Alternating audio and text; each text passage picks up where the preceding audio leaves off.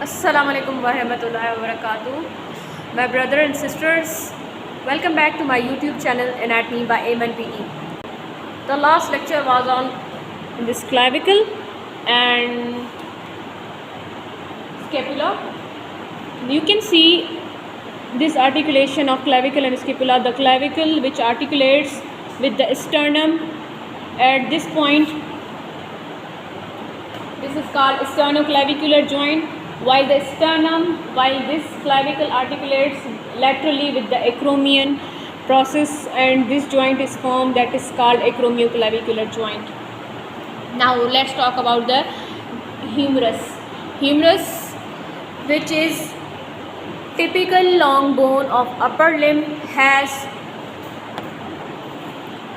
three parts: proximal extremity, shaft, which is a long elongated part, and distal part, that is called distal extremity.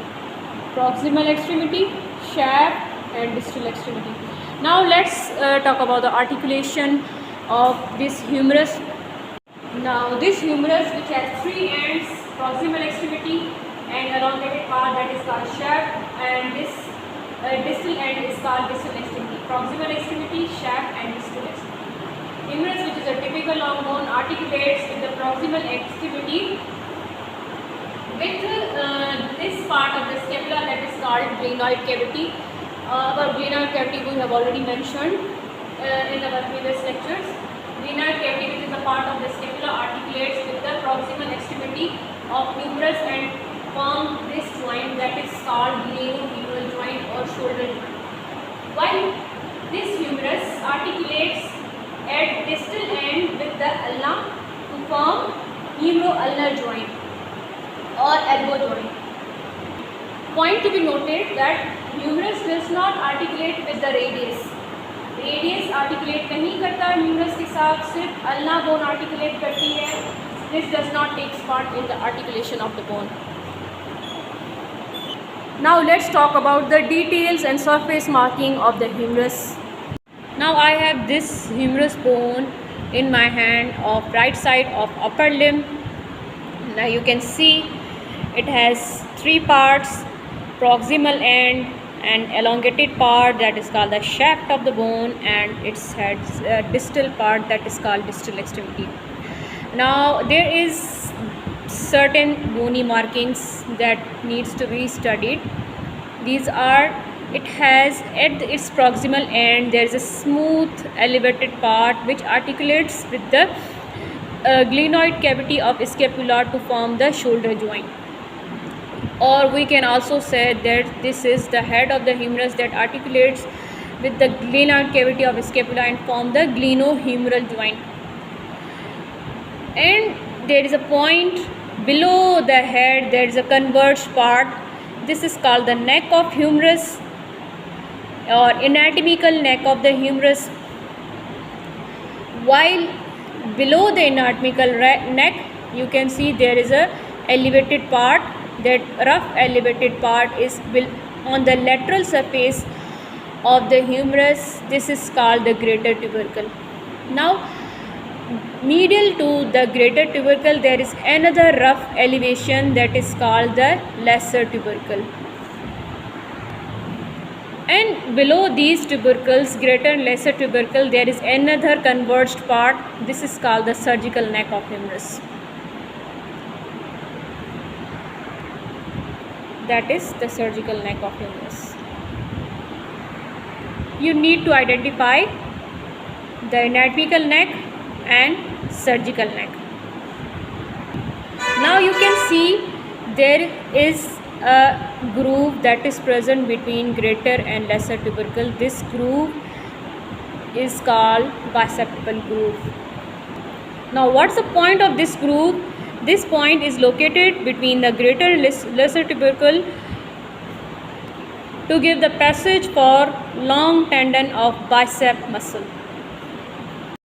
Now on the shaft there is a roughened triangular elevation on the anterior lateral surface of the mid shaft of the humerus. This point is called deltoid tuberosity. What is a deltoid tuberosity? Deltoid tuberosity is a roughened elevation, triangular elevation, which gives attachment for the deltoid muscle. While behind the deltoid tuberosity there is a groove which is called the radial groove, which gives the passage for the radial nerve. This groove is also called the spiral groove. Now you can see there is a narrow ridge running from proximally to the distal at medial side of this bone. This is called medial supracondylar ridge, which ends at the elevated part that is called the medial epicondyle of humerus. While on opposite side there is also on the lateral aspect there is a ridge that runs from proximally and ends at this point. This ridge is called inferior supracondylar ridge or lateral supracondylar ridge, which ends at this point, and this point is called lateral epicondyle of humerus. I hope you are clear. Now at lower extremity there is a pulley shaped articular process at the distal medial end of the humerus. Distal medial end of the humerus there is a pulley shaped articular process. This is called the trochlea, and lateral to the trochlea there is a rounded half spherical articular process at the distal lateral end of humerus, which lies lateral to the trochlea. This is trochlea and this is called capitulum. Trochlea and capitulum. Pulley shaped trochlea, roughened rounded shape capitulum. Point to be noted here is that this rounded end of the humerus that is called capitulum, it articulates with the head of the radius. Below this bone is a radius and it articulates with the radius, while this pulley shaped trochlea articulates with the ulna to form the humero-ulnar joint or elbow joint. Now you can see there is a depression that is present above this trochlea. This is called coronoid fossa. Now coronoid fossa receives the coronoid process, which is a part of ulna bone during full flexion. जब full flexion होती है तब ये ulna इसका ये वाला part coronoid process कहलाता है, और ड्यूरिंग फुल फ्लेक्शन ये अल्ना का ये वाला पार्ट इस जगह आके फिक्स होता है, जिसको हम कोरोनॉइड फोसा कहते हैं. दिस इस पार्ट इज कॉल्ड अल्ना की दिस बोन का ये पार्ट कोरोनॉइड प्रोसेस कहलाता है, और यहाँ जहाँ के ये फिक्स होता है इस वाली डिप्रेशन को हम कोरोनॉइड फोसा कहते हैं. Coronoid fossa, coronoid process. And there is another depression just above to this rounded end, which is called capitulum. Above to this there is a small depression. You can clearly see this is a small depression that is present above this capitulum. This is called the radial fossa because it receives the head of radius during full flexion like this. I hope now you are clear. When we see the posterior aspect of the radius, we get a very deep depression. This depression is called olecranon fossa, proximal to the trochlea. This holds the apex of olecranon process of ulna when the elbow is extended. When the elbow is extended, it receives the full olecranon process of ulna during full extension. जब extended position में होती है elbow, तब ये जिसका नाम olecranon process है, olecranon fossa में आके ऐसे fix होता है. It's just fixed like this. I hope you are clear. This is all about the humerus. Now let's move towards another bone, that is radius. Radius is also a typical long bone which has two ends, proximal end and distal end, and an elongated shaft between the proximal and distal end. As I already mentioned, to study the bones you need to hold the bone in anatomical position.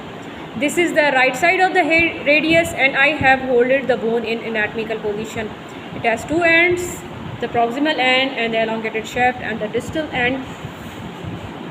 From the upper extremity it articulates with the rounded capitulum, while at the lower end it articulates with the two bones of the wrist, which are scaphoid and lunate bones.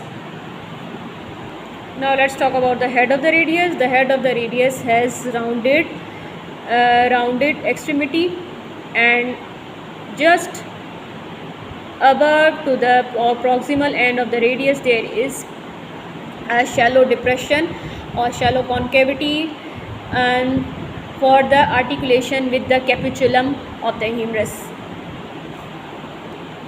While its periphery it articulates with the radial notch of ulna that is present on the just like this.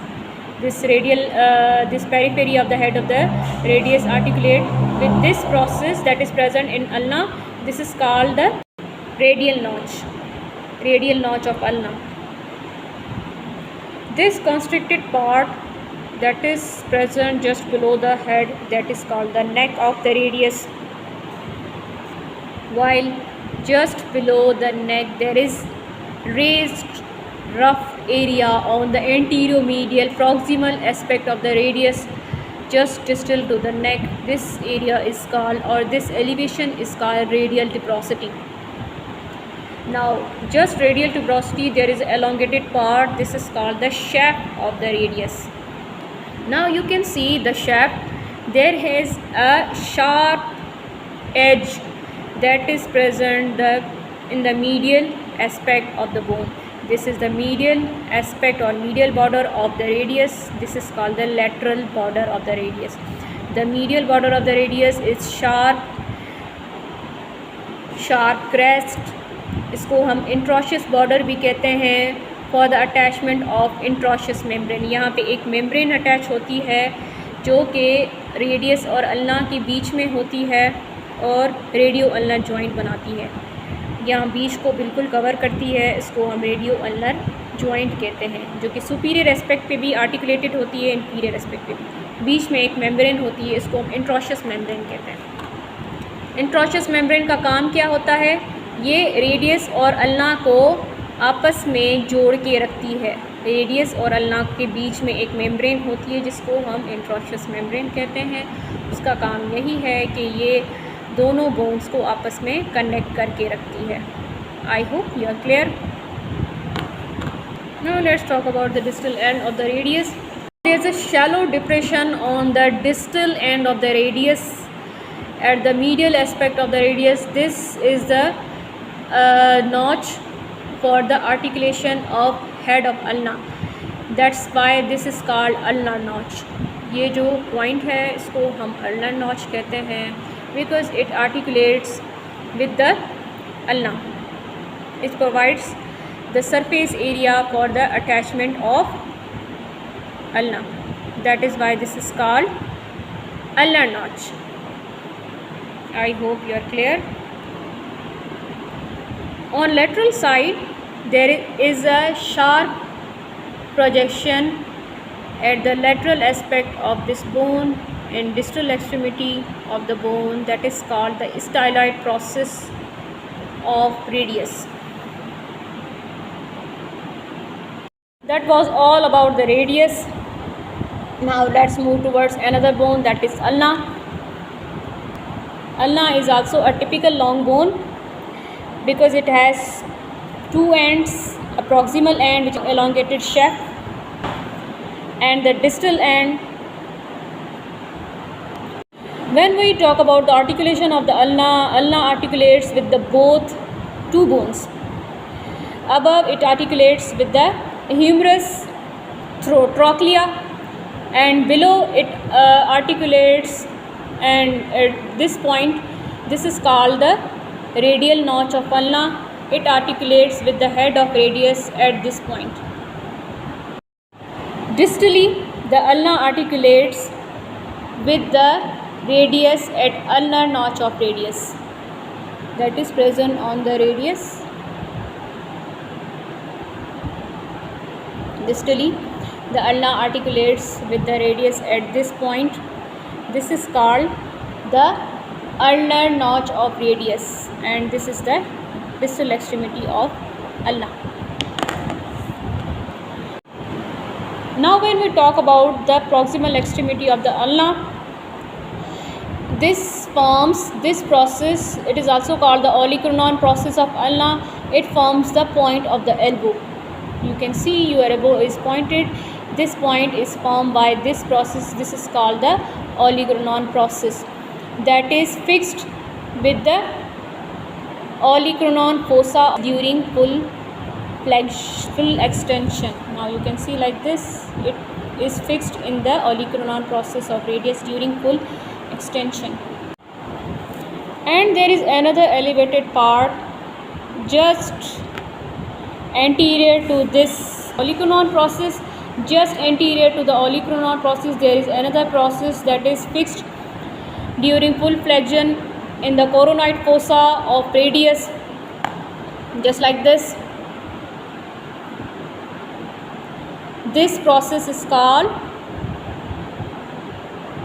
coronoid process. It is fixed in the coronoid fossa during full flexion. The olecranon process that is fixed in the olecranon fossa, coronoid process that is fixed during in coronoid fossa of humerus during full flexion. It is fixed in the coronoid fossa of humerus during full flexion. While there is a depression that is present between coronoid process and olecranon process, this notch is called trochlear notch. It is fixed with the trochlea of humerus during articulation. A shallow smooth notch on the lateral aspect of the coronoid process distal to the trochlear notch, it is called the radial notch because it receives the head of radius during articulation. Now you can see there is a small roughened elevation at the distal aspect of this coronoid process. This is called ulnar tuberosity. This is called ulnar tuberosity. Now this is elongated part just below the ulnar tuberosity is elongated part. This is called the shaft of ulna. The lateral border of the ulna, that is sharp laterally. This gives the attachment for interosseous membrane which is present between the radius and ulna. I have mentioned before. It articulates just like this, just between this radius and ulna there is a membrane covered this space, that is called the interosseous membrane. Lower extremity, a small rounded distal end of the ulna. This has the articular surface for ulnar notch of radius. This is the articular surface or the ulnar notch of radius. It articulates just like this. That was all about the ulna. That was all about the today's lecture. That was on humerus, radius and ulna, or osteology of the upper limb. Stay tuned with us because our next lecture will be on carpal bones, metacarpal bones and phalanx of the upper limb. Thank you so much. Stay blessed. Allah Hafiz.